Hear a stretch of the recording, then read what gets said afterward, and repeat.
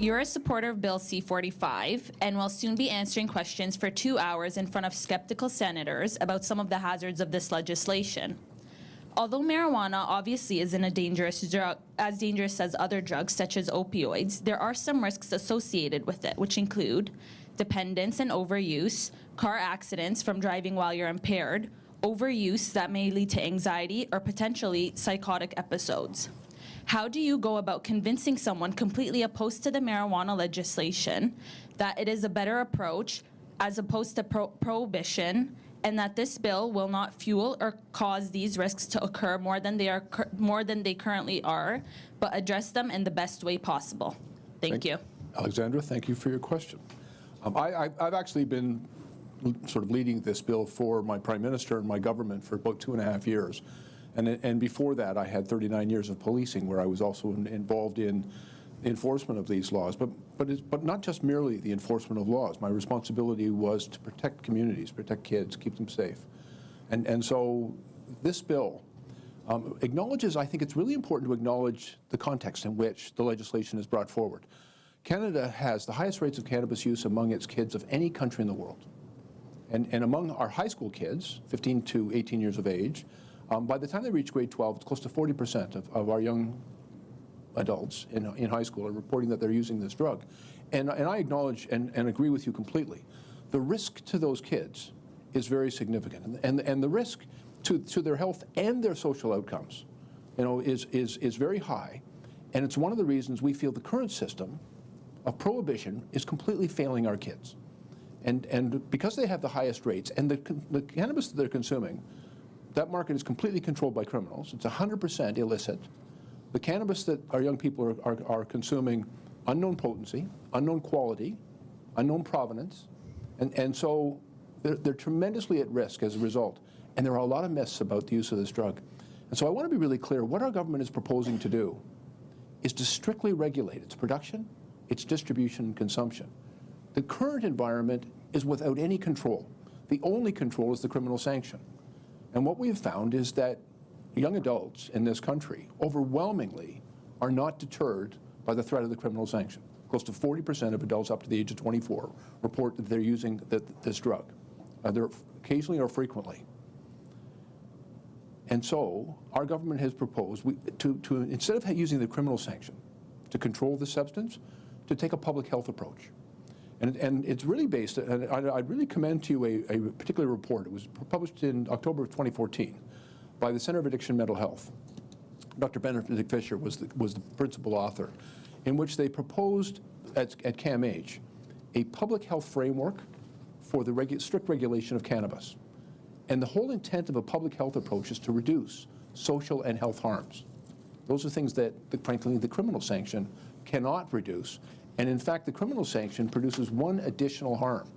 It criminalizes a lot of Canadians, and particularly young Canadians. And the social consequences of that for those young Canadians is also significant. You cannot regulate a substance. You cannot regulate its production or its distribution or its consumption as long as it's prohibited. And so we have to lift the prohibition and replace it with a very comprehensive system of regulation. So we have complete control over how and whom produces it. We know with what's being produced, its potency. We know that dangerous chemicals haven't been used in its production. We can track seed to sale in its production. None of that is possible in a prohibited environment. It is possible in a regulated environment. And for distribution, rather than have it sold in schoolyards and in stairwells, or having some guy on a corner doing it, it'll be done under the strict supervision and regulation of a governance model which is controlled by the provinces. They'll be different in each province. And in that way, you've got a responsible and accountable adult making the decision to sell or not to sell to that kid. And one of the things that I was very motivated by, in the city of Toronto, we see incidents of gun violence quite frequently in the city. And it doesn't happen everywhere. It happens in certain neighborhoods. And I will tell you, I've never, to the best of my knowledge, no one has ever died from cannabis use. But I've been to a lot of shooting scenes where young people have been shot to death in the dispute over the trafficking of this substance. So changing the way in which we control cannabis to a far more responsible, far more comprehensive system of strict regulation in production, distribution, and consumption is going to create a safer and healthier environment for our kids. And it also gives us an opportunity. You know, it's hard for a doctor or a teacher or a parent to have a conversation about lower risk use of these substances when it's against the law, when it's criminal.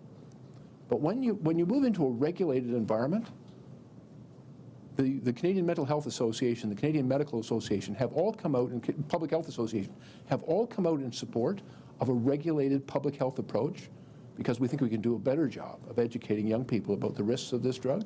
It is a dangerous substance. But you know, we also, I apologize for the long answer, but it's your first question. I'll try to get briefer later. But I think it's really important to understand there are substances, all drugs have risk, and we manage risk through regulation. Some drugs have a higher risk, and those we manage through restrictions. And so there's a higher risk of cannabis for young people, so we're going to restrict their access to it. There'll be an absolute prohibition in their possession and consumption and purchase of that drug. But they won't be threatened with a criminal record. It'll be done through provincial legislation, which means they'll get a ticket. We'll be able to enforce the prohibition for young people acquiring the drug, but they don't end up with the lifelong consequences of a criminal record. I believe that's a much more socially responsible and intelligent approach to controlling this substance, to keeping it away from the vulnerable, but also for adults to choose to use it, to help them make safer, healthier, and more socially responsible choices. Mr. Blair, the Star quoted you saying, in order to defeat organized crime on this thing, we have to be able to be competitive with price, quality, and access. My question is, what percentage do you believe the government should limit their THC potency to in order to balance public safety and ensure individuals are not turning to the black market? There are three different elements of risk in health in the consumption of cannabis. The earlier the onset of use, the higher the risk. The more frequently it's used, the higher the risk, and the higher the potency. It adds to the risk. And what we're seeing with cannabis is through a number of different things. In the way it's cultivated, the THC content in the plant is increasing. And for aftermarket processing with products such as shatters and dabs and waxes, these are very high potency products. Because of the higher risk associated to them, we have a choice as a country and as a government, whether or not we just maintain the prohibition and leave the marketing of those substances to criminals, or whether instead we choose to strictly regulate their production and sales so that, you know, and you can do that through price, you can do that through volumetric taxation levels, and you can do that through health warnings, whether it is better, safer, and healthier to strictly regulate these higher products. Quite frankly, that's the approach that we've chosen to take. But I think it's really important that Canadians must understand the potency, for example, of what they're taking. You know, if you go in and you buy beer, wine, or liquor, it'll say right on the front of the package, you know, 5% for beer, plus or minus a point. Wine is usually, 11 to 14%. Alcohol, pretty much routinely 40% across the country, although you can buy higher levels of potency for alcohol products. But it's pretty standardized. And you know what you're buying. And you know its effect on you and what you can anticipate. And therefore, I think that's a healthier and safer way for us to do that. And so what you'll see in the well-regulated production and distribution of cannabis, there will be very clear front-of-package labeling as to its potency and exactly what chemicals are in it, especially those which are psychoactive, the delta-9 tetrahydrocannabinol. And so that'll be labeled, but there'll also be health warnings to help people make, again, safer and healthier choices. But the approach that we've taken, and I think it's the right approach, is to be more strict in our regulation of high potency products rather than maintain a prohibition and leave that market available to the criminal element, which quite frankly is only motivated by profit and doesn't give an awful much of a hoot as to the health or safety consequences of its consumption. It's because we license the producers, and what we've seen through capitalization in the stock markets, they've raised a lot of money, and they're really expanding their production facilities. As a result of economies of scale, the cost of production for those large-scale producers is plummeting. And the cost per gram in production it isn't 1/5 of what it was even 2 years ago. And as a consequence, in lowering those costs of production and realizing those economies of scale, I'm quite convinced that a regulated market will be able to be highly competitive. And there are, you quote the Star article, there are elements of competitiveness. And it is in price, quality, choice, and access. Those are the 4 elements of marketing that we really need to concentrate on in order to compete with organized crime. I believe that the overwhelming majority of Canadians, given a legitimate, safer, healthier choice, will move to that regulated market as long as it's competitive in those 4 things I mentioned. But the criminal distribution of cannabis has been in place for nearly a century in this country, and it's well established. It's not going to go away on day one, but each of the provinces is building out their distribution system. But I believe it'll be highly competitive, a safer and healthier choice for Canadians, and the one that doesn't contain the stigma of having to deal with the illicit. Some people will always be attracted to the illicit, but I would give the example of gambling. Ralph, 35 years ago when I was a young cop, every police station in Toronto had a gambling unit, and we dealt with illegal gaming houses and off-track betting and numbers rackets that were run all around the city. The government in 1976 started selling lottery tickets, then moved into casinos. And there is not a police service anywhere in Canada that has a standing gambling unit anymore. And it's because overwhelmingly Canadians have chosen to indulge that particular vice in a regulated environment rather than in a criminal environment. Good afternoon. Afternoon. So it was reported in the National Post that legalization of marijuana would lead to more impaired driving. The Canadian Association of Chiefs of Police mentioned that they are concerned about getting enough officers trained in time for the deadline set by the Liberal government. As well, reported by the Global News, there is no steady stream to train and retain officers after the expensive training costs. What do you believe is the best course of action to minimize the cost of training officers, and what is the most effective method to prevent an increase in impaired driving? It's a really important question. I'm pleased to have the opportunity to answer it, but I'm reminded, Mark Twain once said that if you don't read the newspapers, you're uninformed, and if you do read the newspapers, you're misinformed. I think there's some truth to that. And let me just talk about impaired driving for a minute. First of all, impaired driving is a very significant criminal activity that takes place today. It's not something that's going to be created by a different way of regulating the production and distribution of cannabis. It's already almost ubiquitous in our society today, and impaired driving is a problem that's happening today. It happened yesterday. It's going to happen tomorrow. Nearly 4 Canadians a day die as a result of the criminal offense of impaired driving. And so we've got to do something about it. The training that police officers take for drug recognition experts, in 2008, the government of the day passed a Bill C-2 in the 39th Parliament, which created these drug recognition experts and the authority to use them. That was in 2008. They made absolutely $0 available for the training of those police officers to be drug recognition experts. The training currently is available only in the United States, and so they've got to go to either Jacksonville or Phoenix to complete the training and get certified as drug recognition experts. It's incredibly expensive. It was not accessible to the overwhelming majority of police, and the government did nothing at that time to support that activity. I know that because I used to be a chief of police, and it was expensive to get these people trained. And so when we brought forward Bill C-46, which is new legislation for impairment, we addressed all of those concerns, but we also recognized that the police needed access to training, new technologies, and additional resources in order to be able to keep our roadways safe. And so not only did we bring forward legislation, but we committed $161 million for the training of police officers as drug recognition experts to develop an in-Canada training program through the RCMP that will train officers. And by the way, it's not currently available in French. And so we're a bilingual country, so the officers who work, bilingual officers or Francophone officers in Quebec couldn't receive this training. We're fixing that. We're investing in that.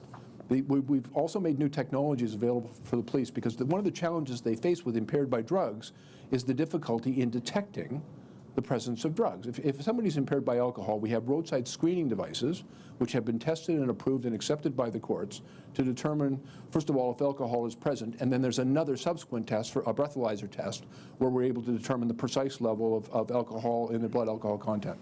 And so that's for prosecuting those offenses.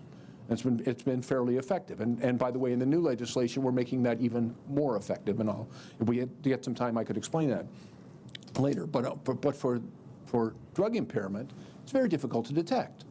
because it's not, we don't have the screening devices. And so we've gone to the Canadian Society of Forensic Scientists. They have a drugs and driving committee. We've asked them to establish standards for the approval of roadside screening devices. It's an oral fluids test kit where you swab for oral fluid, and it'll determine the presence of not just cannabis, but 6 other drugs as well. And then that also allows, facilitated by standardized field sobriety testing by police officers at roadside, the oral fluids testing, the drug recognition experts, which we are in the process of training so that there's adequate numbers of them. And by the way, they've been authorized since 2008, and there isn't adequate numbers of them. We're responding to that as quickly as we can. And as well, then there's other toxicology tests in the drawing of blood. All of those things will create a safer environment. We've have overwhelming support from the Canadian Medical Association, Public Health Association, from MAD Canada for this legislation. Right now, frankly, we're running into a little bit of political partisan gamesmanship in moving the legislation forward, but I'm really anxious to get that particular one done. The evidence is overwhelming that the implementation of all of the measures that we've introduced in Bill C-46, similar things were done in other countries. In Ireland, for example, they saw a 25% reduction in impaired death in the first year. That means 1 life a day in this country. And frankly, I'm anxious to get that legislation through. It is, in my opinion, the strongest and best, and I come from a law enforcement background and a public safety background, the best impaired legislation of any country in the world. And we are not the first to go down this road. The oral fluids test kits, for example, are used in 18 European countries. They're used in Australia and New Zealand. They've been in use since 2008. And so we're just catching up. And so I believe we're doing the right things, and for the first time ever, we're making the investment and making sure that the police have the tools, the training, the resources, and the technology that they need to keep our communities safe.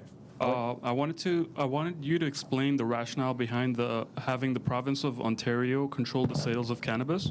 To my understanding, there's already precedent set of controlled substances where alcohol is being sold in grocery stores and tobacco is being sold at gas stations. Cannabis will be the only controlled substance in Ontario where the province will have a total monopoly on sales. If health and limited access to minors is a factor in considering this approach, I would argue that alcohol and tobacco are far more dangerous and addictive. Focusing on the planning of Ontario government, they will be opening up 80 stores in the first year.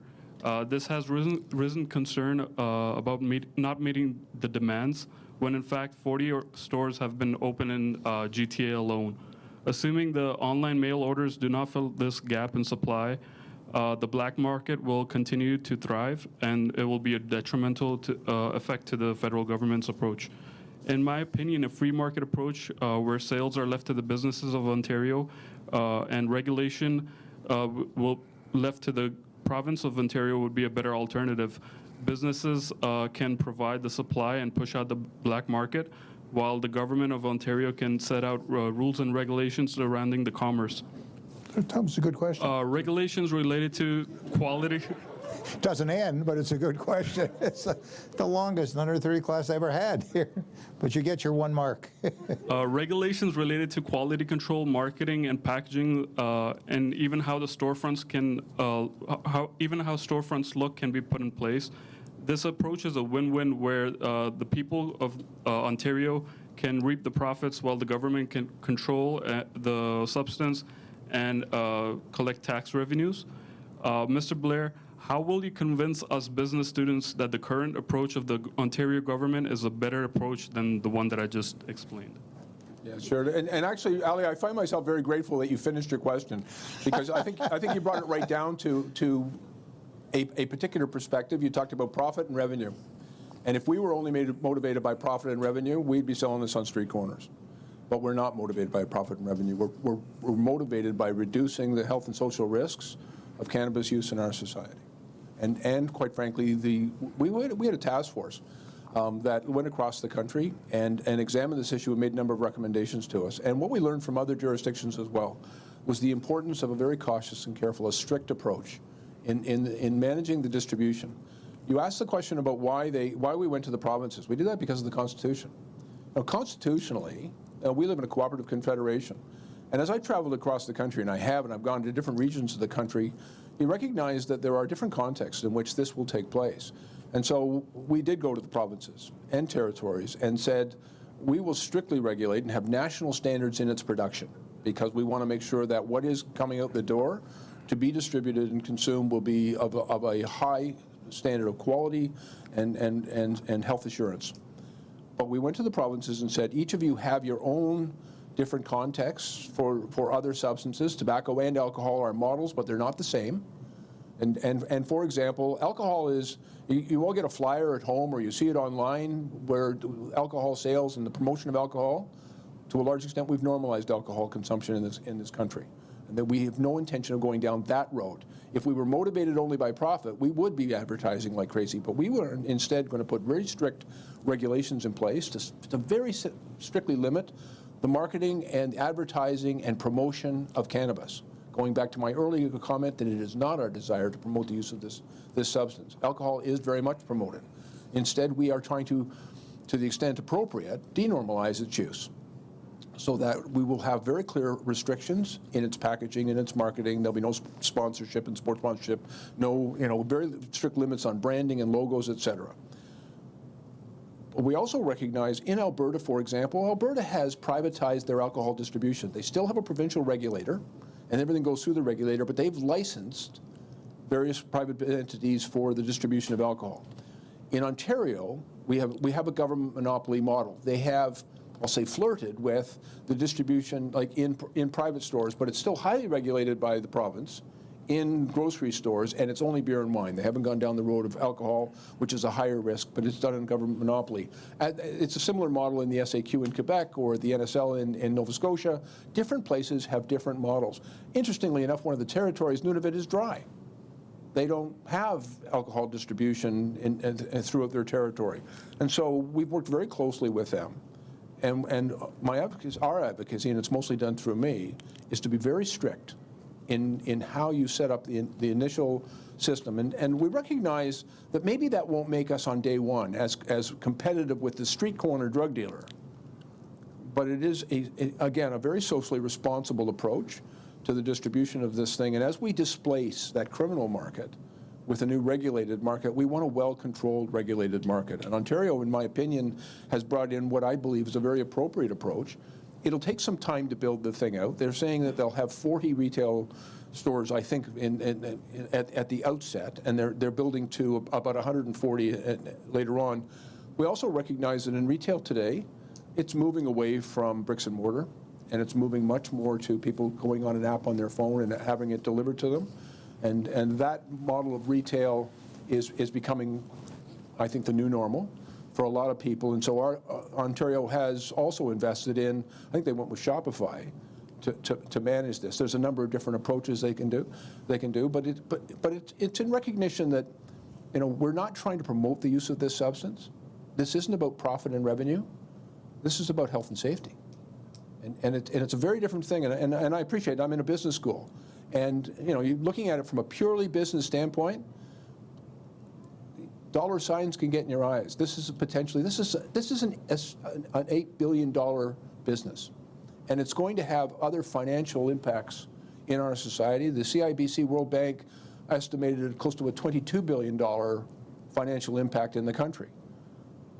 It's been a challenge, I will tell you, to have discussions with police services who want more money for their budgets, with mayors who want money, trickling down to their municipalities to cover their costs, to provinces who want to maximize revenue, and for the private industry in production and distribution.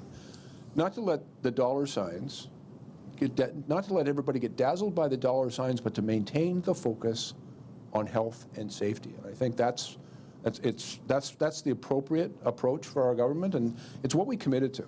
We set out certain public policy goals for ourselves. We said we're going to do a better job of protecting the health of kids by restricting their access to cannabis. We said we're going to do a better job of improving the safety of our communities by displacing the illicit market and the billions of dollars in profit that goes to them each and every year. And we said we're going to do a better job protecting the health of Canadian consumers by creating a well-regulated, strictly regulated production system so that we can warrant its quality, its potency, and its purity. All of those things we're staying focused on, and you know, there's going to be money to be made, but and I will tell you, even in the discussions we had, and I was very much involved in these discussions, when first of all, the Prime Minister asked me to speak to the first ministers, and then we had all the finance ministers come to Ottawa. And we worked out the new taxation regime for cannabis, an excise and sales tax regime.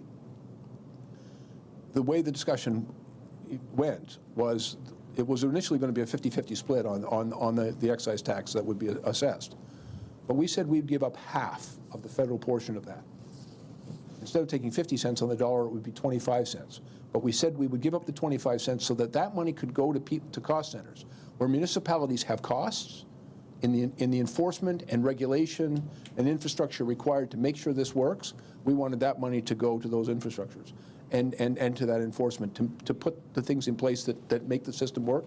And we've made a commitment for the rest of the revenue that we've generated that we would reinvest it in public education, in research, in prevention and treatment.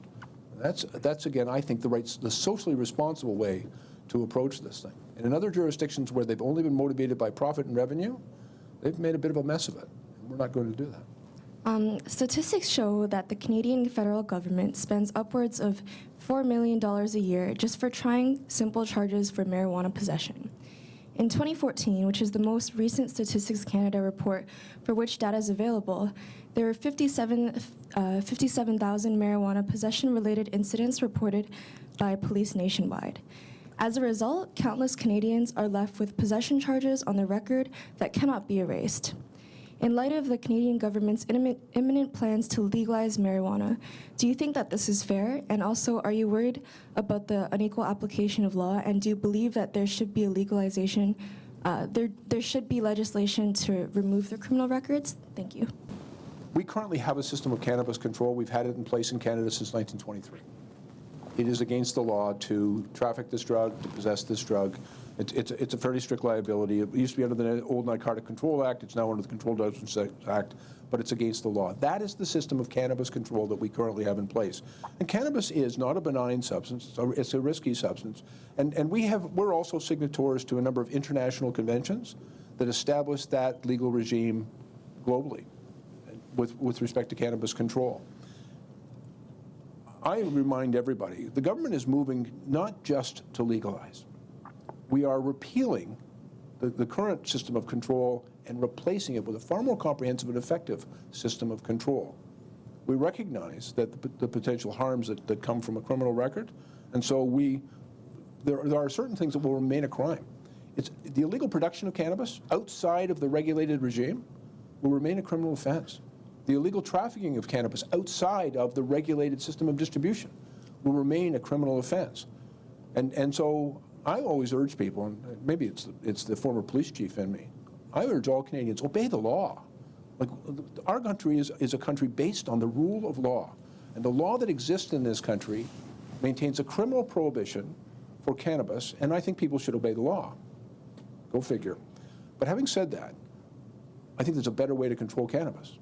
There's a better way to protect the health and safety of Canadians. There's a better way to restrict the access that our children have to this thing without criminalizing them.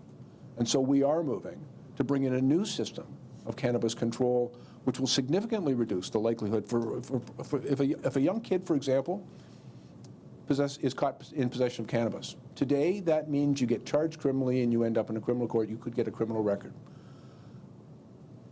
Under the new regime, that'll be an absolute prohibition, enforceable in law, but under a provincial regulation.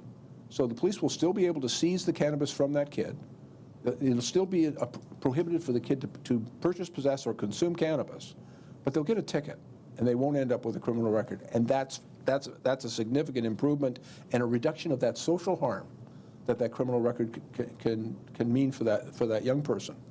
Now, there are close to 500,000 Canadians who have a criminal record for simple possession.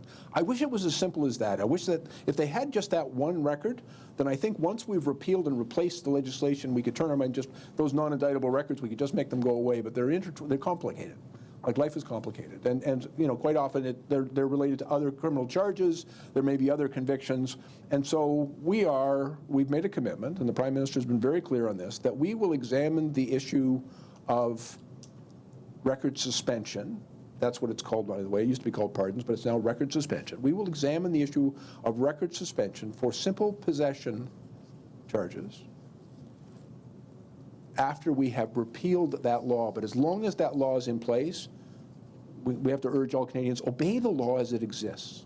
And when we've changed the law, then obey that law.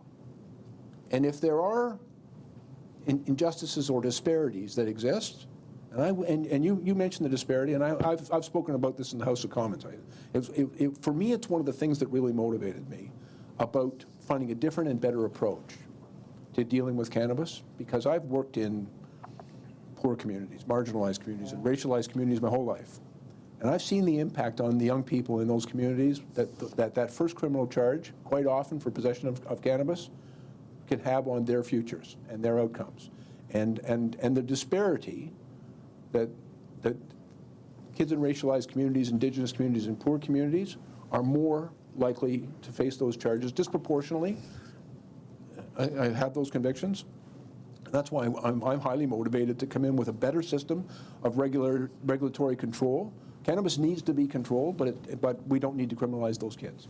And so that's one of my motivations, quite frankly, and I know it's my Prime Minister's motivation, to bring in a new way to regulate the purchase, possession, and consumption of this drug. And so that's one of the things we're trying to deal with. And we will do our best to deal with this issue of, for those who are eligible for record suspension, to facilitate that after the law has been changed. Gun violence is a crisis that is increasing in Toronto and that needs to be addressed as the number of gun-related deaths and shootings grow.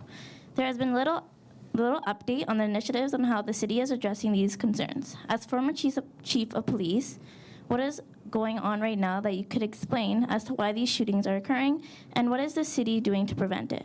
Also, with the recent shooting that happened in Parkland, Florida, there should be questions that have been raised in terms of how Toronto's gun law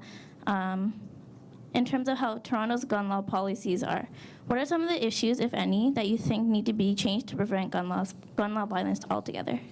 One of the things that we're very concerned about is Canada actually has a very strict regulatory regime for firearms, much stricter than the United States, for example. And so we restrict certain weapons, handguns primarily, and we prohibit more dangerous weapons like assault rifles.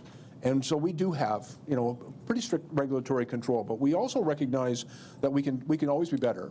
And so we'll be bringing forward legislation just in the next couple of weeks that I think you'll recognize very strongly strengthens background checks, and not just background check at the outset when somebody applies for a license to acquire a firearm, but that license will be subject to continual review. I always find it a little ironic that if you have a driver's license and you have a medical condition, say you're suffering from dementia or you develop a psychosis or some kind of a mental illness, not all people with mental illness are dangerous, but if you did develop an illness that caused you to be unable to operate a motor vehicle, we actually have a positive duty on your doctor to report to the driver's license authority that you no longer should be driving. And they do that, and they're covered in doing that. But if you have a firearms license, there's no duty on the doctor to report to that licensing authority that you shouldn't have a gun. And so we're looking very hard at how do you fix that, because, and I think what we've seen in the United States with some of these mass shootings is, there's strong indications this individual should not have access to firearms. We want to make sure that our system, not just our laws, but our system of regulatory control protects against those things. And you talk about gun violence. I've actually got a bit of experience. There's a lot of young people in this room, and you probably won't recall this, but in the early 2000s, Ralph, you'll remember, in the early 2000s, 2002, 3, 4, 5, and even 6, we saw a really big surge in gang violence and gun violence in the city of Toronto. 2005, the newspapers called it the summer of the gun, and then the year of the gun. It culminated in a tragic shooting occurrence in which a young woman was killed on Yonge Street in front of at Gould in front of Sam the Record Man on Boxing Day. It was a really difficult year. 52 Torontonians mostly young men of color, lost their lives in gun violence in 2005. And as a consequence, all levels of government, but particularly the province and the city of Toronto, kind of stepped up on this. And we brought in some very different approaches to reducing gun violence. And I won't go through them all, but we managed over about a 2-year period to reduce gun violence in the city of Toronto by 45%. And that's significant. Saved a lot of lives. And it was expensive. And there was a big investment in uniform officers, and we did a lot of analysis on where the shootings were taking place and where the highest risks were. And we went and worked very hard to change the context in which that violence was taking place. It wasn't just about locking people up, it was preventing. And so we saw about a 45% reduction in gun violence in the city of Toronto.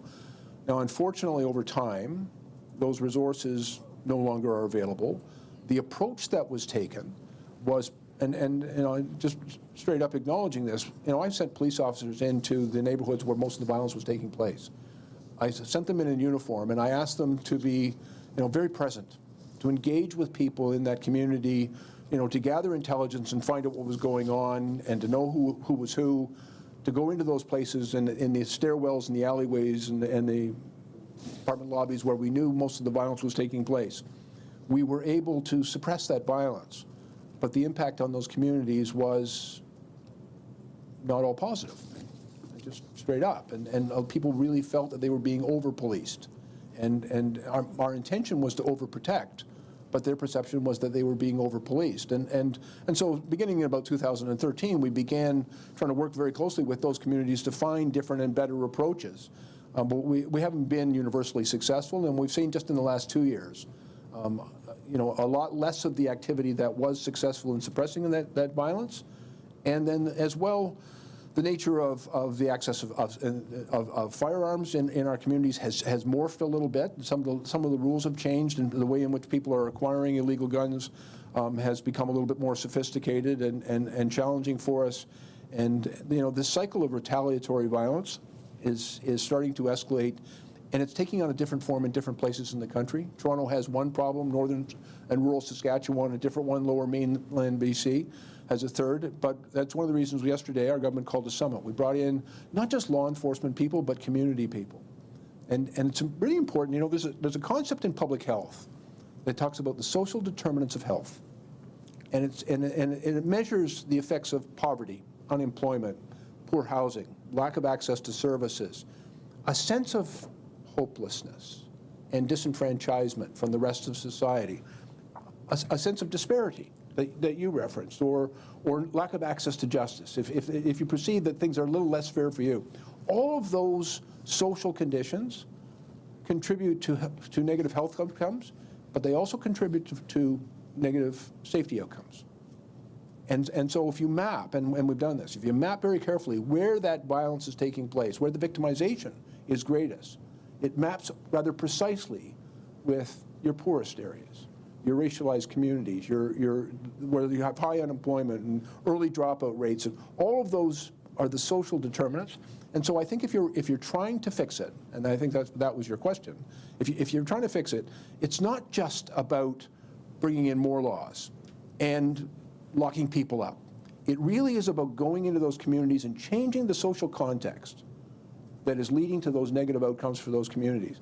If you can keep those kids in school a little longer, if you can make sure that they've got opportunities for good employment opportunities, if you improve the quality of the housing, if you give them better access to health services and mental health services, and if you can work hard, and we're working hard, on some justice reform initiatives, not unlike changing the way in which we control cannabis, so that people have a sense they're treated fair and not disparatively with other communities.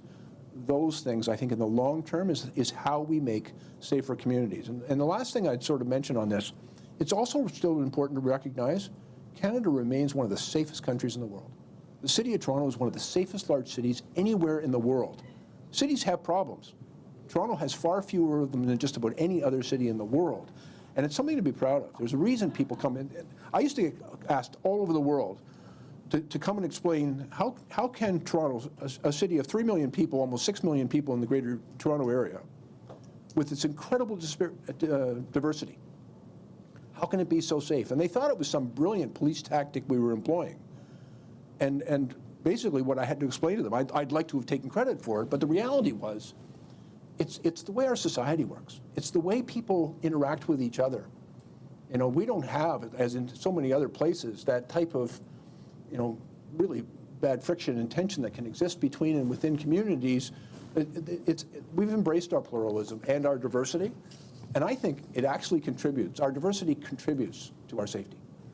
It makes our communities more livable, and frankly, it makes that disparity I spoke of earlier is less pronounced in Toronto than it is in a Chicago or a Detroit or in so many other places of the world. And I think that's something that we should, it's important to understand why that helps us be a safer and more livable place so that we can protect it. So last week we heard Mayor Tory speak of efforts to revitalize Regent Park, a neighborhood where you worked early in your police career, per a 2017 Toronto Star article. Needless to say, racial and class-based tensions persist there till date, but the same article also mentions an anecdote about your father, John Blair, from whom you imbibed the ethos of respectful policing. Would you mind sharing how you employed that principle while patrolling Regent Park later in your career? Is there any advice you would offer to our southern neighbors given the seemingly endless stream of news stories about the police's mistreatment of minorities, particularly black men? Yeah, I began my police career in Regent Park. I started there, this will sound ancient history to all of you, but in 1976. In the first 4 years I was a police officer, I just walked in the park. Myself and another guy, we were in the park. You know, and for me, it was, I grew up in Agincourt, which at the time was kind of a very white suburban area. And then all of a sudden they tossed me into Regent Park. And I thought when I first get in there, like my job's to enforce the law. And it took me about 3 months to figure this out, that wasn't my job at all. My job was to make this a safe community, to make this a livable place. And I started to meet people there and find out families, really decent people. And it became my neighborhood. And so for 4 years, that was my neighborhood. And I worked around the clock just to keep it safe. I went back in 1995 as the unit commander. And there was, the situation had really deteriorated in that time period. The relationship between the police and the community was appalling. They really didn't like each other. There was no respect between them. I was really quite surprised by it. And the police were really reluctant to even go into the park. And you know, Ralph, I'm going to apologize, long answer, but I'm in my office. I just get there. First of all, we have a race riot on the third week I'm there. And that was kind of interesting because, and it was caused by the police. Some cops said something really outrageously stupid and ignorant, and the fight was on. And a whole bunch of people got hurt and people got arrested. And so I went in and I went over to the community center on Sackville Street. And I walked in and there's about 300 people in there and they're mad. And they had every reason to be mad. And I dragged a chair out in the middle of the floor and said, you know, I'm the new boss over here. And most of the people knew me because I'm from the neighborhood anyway. And I said, you know, let's talk. And the very first question I got asked, toughest question you can ever be asked, but as a police leader, they said, you know, are there any racists in your division? If I say no, everybody knows I'm lying. If I say yes, it's going to be hard to go back to the station. Tough question. And I said, yeah, we recruit from the human race. And racism is a human frailty based on ignorance. And so I got people over there that are very human, and certainly that's a frailty that can affect us. But it's not acceptable to me. And we're going to do something about it. And I got tremendous support from that community in doing something about it. One of the things that happened to me is, I was there about a month, and every day the detective sergeant would come in, and there was a whiteboard in my office, and they had 2 sets of numbers up. And he'd come in and he'd change the numbers. And I'd find, what's that? He says, that's the number of drug arrests we made in Regent Park last year, and the number of drug arrests we made this year. And we made a lot more this year than last year. And he thought that was great. I said, okay. I said, how's that working out for us? So what do you mean? I said, how are things in the park? He says, oh, it's terrible over there. We've had 10 murders this year, and there's a shooting every 3rd night, and it's just awful over there. And I said, okay, so that's really not working out for us. He says, yeah, but we've made more arrests. Like, that really makes people feel good about the neighborhood they live in. And so I moved a whole bunch of people out of plain clothes and put them back in uniform. And then, so I said, come with me. And I took them back into the park, and we went over and went to the community center, went to the social service agencies. There was a couple of really outstanding youth workers that were friends of mine. I introduced them to the police. And it took time. I remember one day, told the cops, I'd gone over to Park Public Schools, now Nelson Mandela, and I was walking through, and I always went through at recess because the kids would come out and they'd all come running over to say hi, and they wanted to see your gun and want to know if you'd ever shot anybody. That's what little kids ask. And so I went over there because I love little kids. And when they come out at recess, they saw me and they ran away. I was absolutely devastated. So I went back to my cops and I said, I need 2 of you to go over to that school. I said, go in the front door, don't go in the back, and go right to the principal's office. And I said, speak to the secretary because she's the most important person in the school. Just introduce yourself and say hi. So they went over. 10 minutes later, the principal calls me. What's wrong? I said, what do you mean? He says, the police are here. Police only come here when there's something wrong. I said, well, we're going to change that because you're in the neighborhood. Cops are neighborhood cops. I used to go into school all the time. I've sent them there. 6 weeks later, the kids were, those same cops were sitting in a classroom reading to kids. And through those little kids, they met their siblings, they met their parents, and things slowly began to change. And it's about not just familiarity, but a relationship. And you got to work hard on it. And it really is about respect. If you're not careful with that relationship, it can fall apart on you. And so you got to work hard on it every single day. The other, and another thing I want to share with you, when I became the chief of police, I brought in a rule in the Toronto Police Service that half of all the people that we hired would be from visible minority communities and or female. And I never went below 54%. And it was just the idea that if you're going to police a diverse city, you better have a diverse police service. And it's not just about looking like everybody else. For me, it's about diversity of perspectives. So I just didn't want people, minorities, for example. I wanted people who had lived in housing, who knew what it was like to live in poverty, who knew what it was like to be a new immigrant, who'd had that lived experience. Women bring an extraordinarily diverse, an important perspective to policing. And so creating that diversity of perspective in your organization, I have to tell you, is that ever good business? Because I found that almost right away. As soon as I brought that diversity and encouraged it in my organization, we all got smarter because you could see, like, when I joined the police, everybody was a big white guy like me. And when I left my police service, we had this extraordinary diversity. Half of my senior management team were female, half of them were visible minority. The 2 leading contenders to replace me were both black police officers. That made us better and smarter. And that from a business, I'm in a business class, that's good business. And it's not, you can't, by the way, just hire them. You got to look at all the ways in which people succeed in an organization, and don't plug them in at the top, plug them in the middle so that they get the opportunities to have those experiences, to gain those skills, to gain the credibility to be successful. You got to be patient, but not too patient. I'm not a very patient man, but you got to take the time and invest in them to make them successful, and that works. We in Ontario and Toronto are very lucky to have a public servant like my friend Bill Blair here. You and I are not from the same political party, but he was a terrific chief of police. He's taken on a really difficult issue, the marijuana issue. There's no perfect answer, but you've handled it, and I'm proud to see you, my friend, and thank you for your service. Thanks, thank you very much.